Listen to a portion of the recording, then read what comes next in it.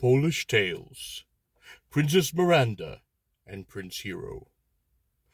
Far away in the wide ocean, there was once a green island where lived the most beautiful princess in the world, named Miranda.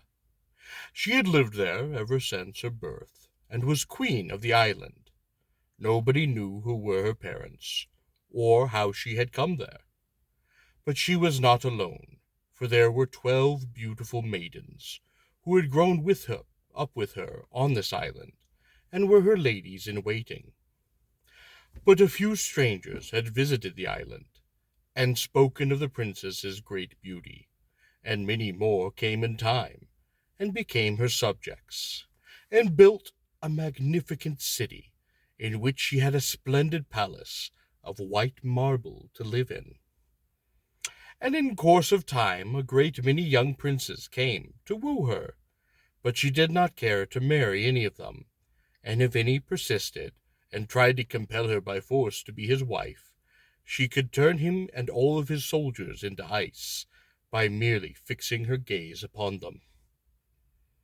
One day the wicked Koshi, the king of the underground realm, came out into the upper world, and began to gaze all around it with his telescope.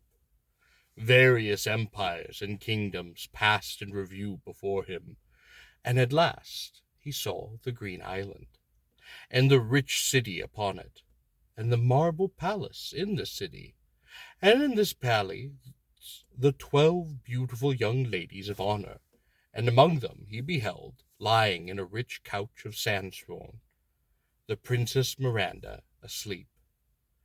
She slept like an innocent child, but she was dreaming of a young knight, wearing a golden helmet and a gallant steed, and carrying an invisible mace that fought of itself. And she loved him, and she loved him better than life. Koshi, pronounced Koshi, literally the bony one. Koshi looked at her. He was delighted with her beauty. He struck the earth 3 times, and stood upon the green island. Princess Miranda called together her brave army, and led them into the field to fight the wicked Koshi. But he, blowing on them with his poisonous breath, sent them all fast asleep. And he was just going to lay hands upon the princess, when she, throwing a glance of scorn at him, changed him into a lump of ice, and fled to her capital. Koshi did not remain ice for long. So soon as the princess was away, he freed himself from the power of her glance, and regained his form. He then followed her to her city. There he sent all the inhabitants of the island to sleep, and among them the princess's 12 faithful damsels. She was the only one whom he could not injure, but being afraid of her glances, he surrounded the castle, which stood upon the high hill with an iron rampart, and placed a dragon with 12 heads on guard before the gate, and then waited for the princess to give herself up of her own accord. The days passed, then the weeks, then the months, and while her kingdom became a desert, all of her people were asleep, and her faithful soldiers also lay sleeping on the open field, their steel armor becoming rusted, and wild plants growing over them undisturbed.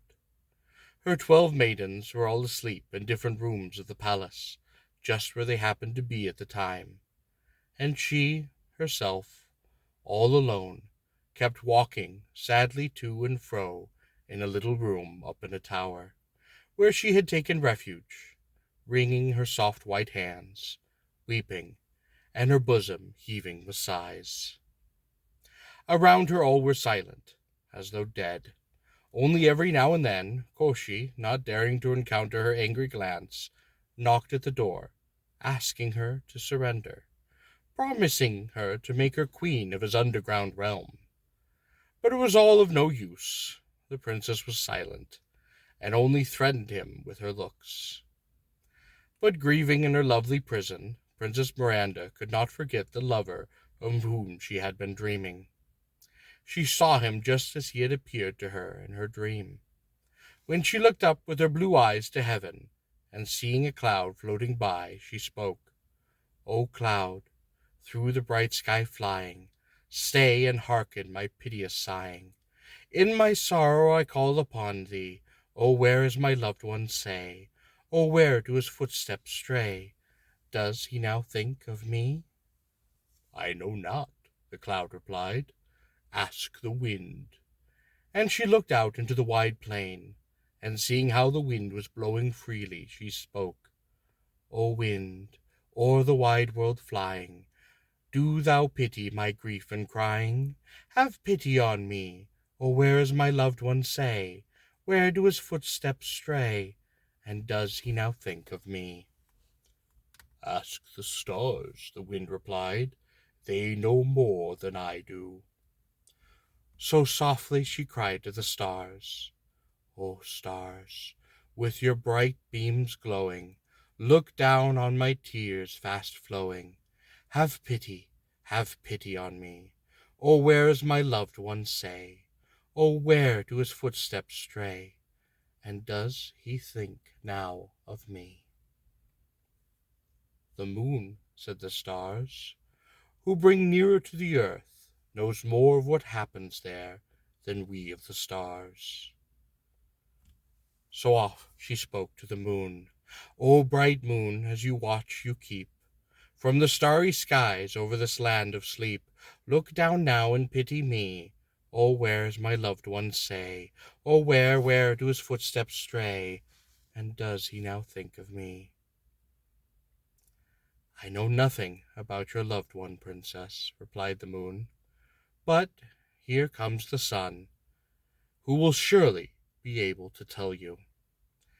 Then the sun rose up in the dawn, and at noontime stood just over the princess's tower, and so she spoke, "Thou soul of the world, bright sun, look on me in this prison undone. Have pity on me, O where is my loved one, say? Through what lands do his footsteps stray? And does he now think of me?" "O Princess Miranda," said the sun, "do dry your tears and comfort your heart.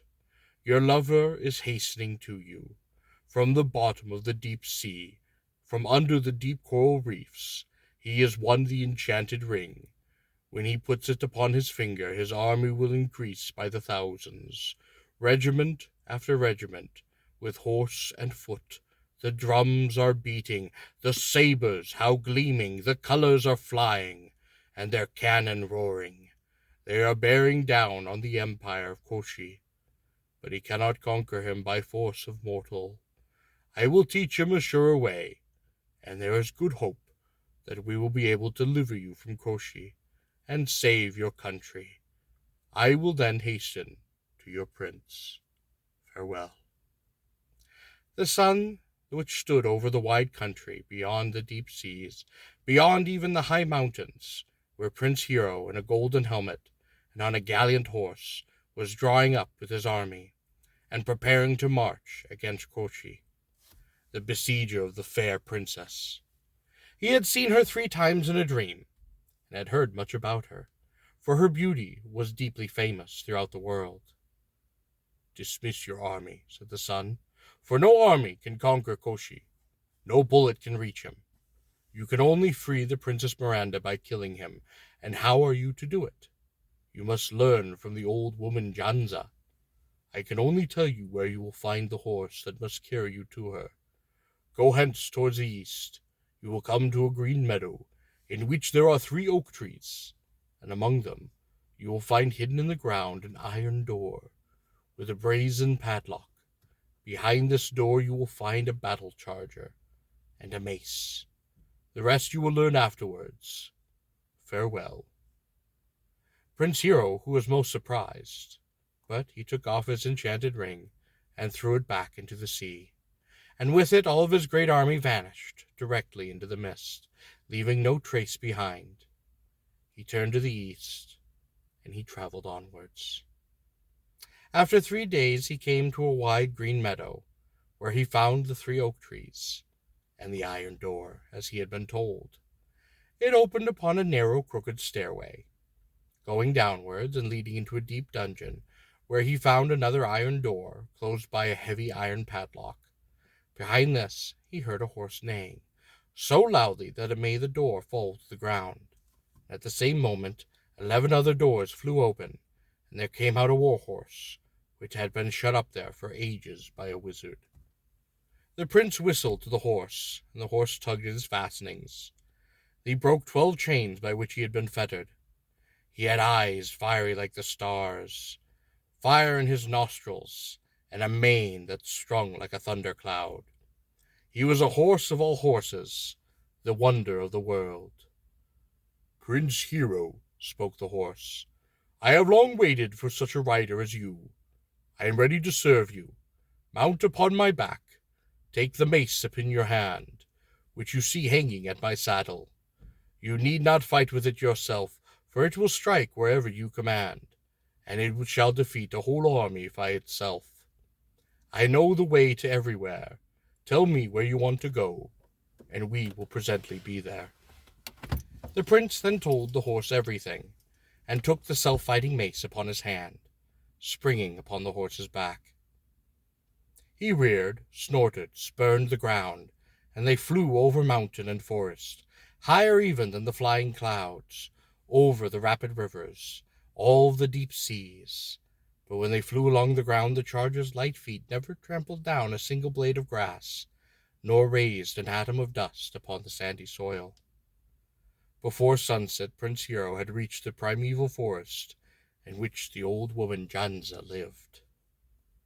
He was amazed at the size and age of the mighty oaks, the pine trees, and the firs, where there reigned a perpetual twilight, and there was absolute silence, not a leaf or a blade of grass stirring, and no living thing, not so much as a bird or the hum of an insect, only amidst this grave-like stillness, the sound of his horse's hoofs. The prince stopped before a little house. It was supported on crooked legs, and he said, "Little house, move on your crooked legs free. Turn your back to the wood, and your front to me." The house then stood, and turned around, and with the door towards him, the prince went in, and the old woman Janza then asked him, "How did you get here, Prince Hero, where no living soul had penetrated till now?" "I don't ask me, but welcome your guests politely." So the old woman gave the prince food and drink, and he made up a soft bed for him, to rest on after his long journey, and left him there for the night. Next morning he told her all, and what he had come for. "Oh, you have undertaken a great and splendid task, Prince, so I will tell you how to kill Koshi. In the ocean sea, on the island of everlasting life, there is an old oak tree. Under this tree is buried a coffer. It is bound with iron. In this coffer is a hare. Under this hare sits a great duck. This duck carries within her an egg, and in this egg is enclosed the life of Koshi. When you break the egg, you will die at once. Now goodbye, Prince, and good luck with you. Your horse will show you the way." The prince got on horseback, and soon left the forest behind him, and came to the shore of the ocean. On the beach was a fisherman's net, and in the net was a great fish, who, when he saw the prince, cried out most piteously, "Prince Hero, take me out of this net, and throw me back into the sea, and I will repay you." So the prince took the fish out of the net, and threw it back into the sea, and it splashed into the water and vanished. The prince looked over the sea, and saw the island in the great distance, and far, far away. But how was he to get there? He leaned upon his mace, deep in thought. "What are you thinking, O prince?" asked the horse. "I was thinking, how am I to get to the island when I cannot swim over that single breath of sea?" "Oh, sit upon my back, prince, and hold fast." So the prince sat firmly upon the horse's back once more, and held fast by the thick mane. And a wind rose, and the sea was somewhat very rough, but rider and horse pushed on, through the billows, and at last came to shore on the island of the everlasting life. The prince took hold of his horse's bridle, and let him loose to feed in a meadow of luxuriant grass, and walked on quickly to a high hill, where grew this old oak tree. Taking in both hands, he tugged about it, and the oak resisted with all his efforts, but he tugged again, and the oak began to creak, and it moved a little. He mustered all of his strength, and he tugged and pulled, and the oak fell with a crash to the ground, with its roots upmost, and there, where they had stood firmly fixed for the many 100 years, was a deep hole. Looking down, he saw the iron-bound coffer, and he fetched it up, and he broke upon the lock with a stone. Raising the lid, he picked up the hare lying in it by its ears, but at that moment the duck, which had been sitting under the hare, took alarm, and flew off straight into the sea. The prince fired a shot after her, and the bullet hit the duck. She gave one loud quack and fell, but in that same instant the egg fell from her, down, down into the bottom of the sea. The prince gave out a cry of despair. But just then a great fish came swimming. It dived down to the depths of the sea, and coming to the shore with the egg in its jaws, left it upon the sand. The fish swam away, but the prince, picking up the egg, mounted his horse once more, and they swam till they reached Princess Miranda's island, where they saw a great iron wall stretching all around her white marble palace. There was only one entrance through this iron wall to the palace, and before this lay the monstrous dragon with its 12 heads, 6 of which kept guard alternatively. When one half slept, the other 6 were awake, and if anyone were to approach the gate, he could not escape those horrid jaws. Nobody could hurt the dragon, for he could only suffer death by his own act. The prince stood on the hill before that gate, and commanded his self-fighting mace, which also had the faculty of becoming invisible, to go and clear this entrance of the palace. The invisible self-fighting mace fell upon the dragon, and began to thunder on all his heads with such force that all its eyes became bloodshot, and it began to hiss most fiercely. He shook his 12 heads, and stretched wide his 12 horrid jaws. He spread out his forest of claws, but this helped him not at all. The mace kept on smiting him, moving about so fast, and not a single head escaped, but it could only hiss, groan, and shriek wildly. Now it had been given 1,000 blows, and the blood gushed from 1,000 wounds. And there was no help for the dragon. He raged, he withered about, and he shrieked in despair.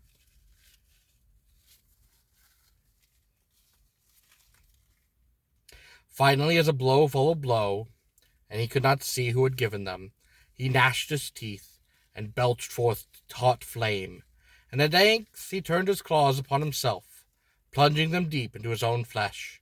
He struggled, he withered, he twisted himself round, then in, then out, and his blood flowed freely from his own wounds. But it was all over with the dragon. The prince, then seeing this, went into the courtyard of the palace. He put his horse into the stable, and went up by a winding stair towards the tower, where the Princess Miranda, having seen him, addressed him. "Welcome, O Prince Hero. I saw how you disposed of the dragon, but do be careful, for my enemy, Koshi, is in this palace. He is most powerful, both through his own strength and through his sorceries, and if he kills you, I can live no longer. Princess Miranda, do not trouble about me. I have the life of Koshi in this egg." Then he called it, "Invisible self-fighting mace, go into the palace and beat Koshi." The mace bestirred itself quickly, battered in the iron doors, and set itself upon Koshi. It smote him upon the neck, till he crouched altogether. The sparks flew from his eyes, and there was a noise of so many mills in his ears. If he had been an ordinary mortal, it would have been all over for him at once. As it was, he was horribly tormented and puzzled, feeling all these blows and never seeing whence they had come. He sprang about, raved and raged, till the whole island resounded with his roaring. At last he looked through the window, and behold, there he saw Prince Hero. "Ah, this must be your doing," he exclaimed, and sprang out into the courtyard, to rush straight upon him, and beat him into jelly. But the prince held the egg in his hand ready, and he squeezed it hard, that the shell cracked, and the yolk and the white were all spilling out together. And Koshi then fell lifeless. And with the death of the enchanter all his charms began to be dissolved at once. All the people in the island who were asleep woke up. They began to stir, and the soldiers woke from sleep, and the drums began to beat, and they formed their ranks, and they massed themselves in order, and they began to march towards the palace. And in the palace there was great joy, for Princess Miranda had come towards the prince, gave him her white hand, and thanked him most warmly. They went to the throne room, and following the prince's example, her 12 waiting maids paired off with 12 young officers of the army, and the couples grouped themselves around the throne in which the prince and princess were waiting. And then a priest, arrayed all in his vestments, came in at the open door, and the prince and princess exchanged rings, and they then were married. And all the other couples were married upon the same time, and after the wedding there was a feast, there was dancing, and much merriment was made, which it is a pleasure to think of, and everywhere, most everywhere, there was rejoicing.